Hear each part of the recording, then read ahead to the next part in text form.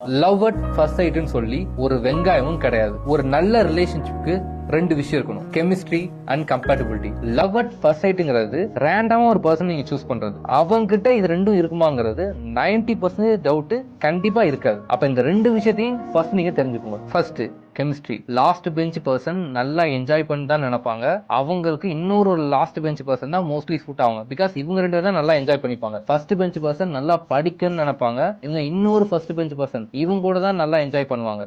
நம்ம வைபிள் உள்ள பர்சன் தான் லைஃப் கரெக்டா இருப்பாங்க.